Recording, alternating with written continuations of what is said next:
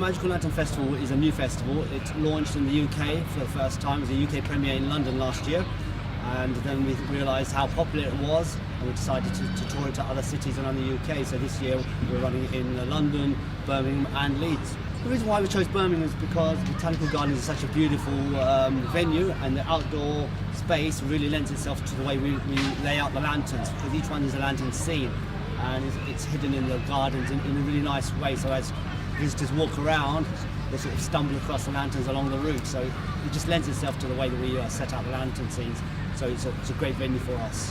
Yeah, I'm Sarah Cox from the Little Camion Creperie, and we're doing freshly made pancakes tonight, crepes, and sweet and savoury ones, and we've got our coffee machine buzzing away, and everybody's having coffee or hot chocolate and marshmallows and cream and yummy stuff. So I love doing this. I used to be a teacher in my past life, so this is much more fun. Yeah. Don't say that to all the teachers though. They contacted us actually through Facebook. I think they liked our little van, so yeah, they sent us a message and said, would you like to come along? So yes please.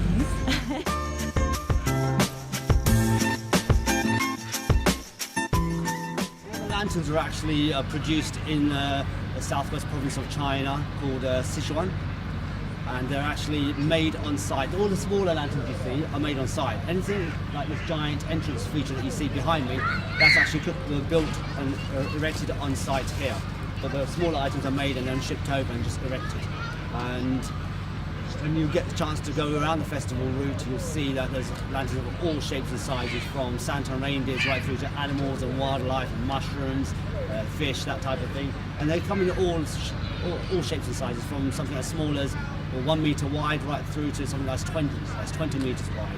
So when you go through, you'll see all of it. No, we've been here before. We lived there, of course, and we brought the kids over the summer, and just to sort of vent a bit more, just to get them to run around and use up a bit of energy. We surprised the kids, did tell them that we were coming here, so it's been lovely. They've enjoyed the evening. Considering it's cold, they've had a good time. I think the peacock was lovely. That was the highlight for the kids as well, the peacock. It's easy accessible with push chairs and wheelchairs going through as well, so there's plenty of pathway for every type of user really. It's brilliant. They've done really good with the whole setup. We've gone full circle, we've gone and had to look around everything, and we've not missed out on anything, so it's been signposted really well. Planning an event of this size and stature, it's a mammoth operation. We've got the logistical side, which is getting something like 20 or so massive containers shipped over from China to here. We've got the team of artisans from China coming over here for 3 weeks. It's a 3-week install on site, so they'll spend 3 weeks here, working pretty much right through the day up until the evening to make sure that everything is done correctly. It's a 4-stage process. It starts with the design of the lantern, then a CAD drawing, then building the structure itself, and then finally wrapping it with the colourful silks and satins that you can see behind me. Last year in London would have been the UK premiere. It was a new event. The Lantern Festival's never been to the UK before, and we weren't too sure what type of reception we would get, but it was overwhelmingly positive and it was very, very popular, especially with families.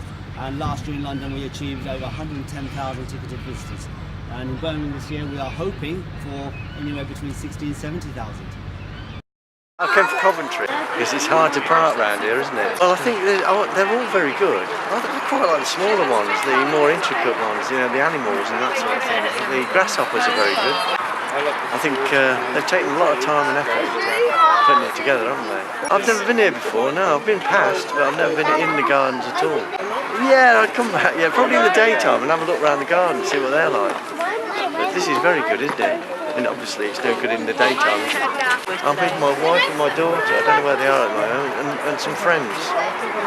So, yeah, been here since 6. It's pretty chilly, isn't it?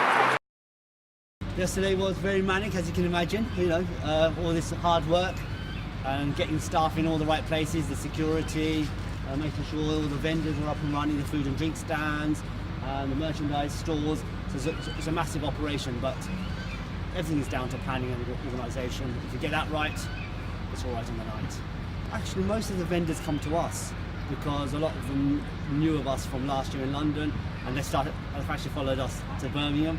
Some of them are going to follow us to Leeds, and then back to London again in January. So some of them are new, and most of them actually come to us. They hear about the festival. They know that we're coming to Botanical Gardens because we market the festival quite early on, from about September onwards. So they hear about it and think, okay, I'd love to be part of it, and then they inquire, and we allow them to come on site. We are quite choosy with about who we allow to have as vendors on site. We try to make sure we don't double up and have the same thing twice. We try to keep things so that one is a decent burger and chips kind of stand, and another one is selling merchandise. Someone else is doing hot dogs. Someone else is doing toasted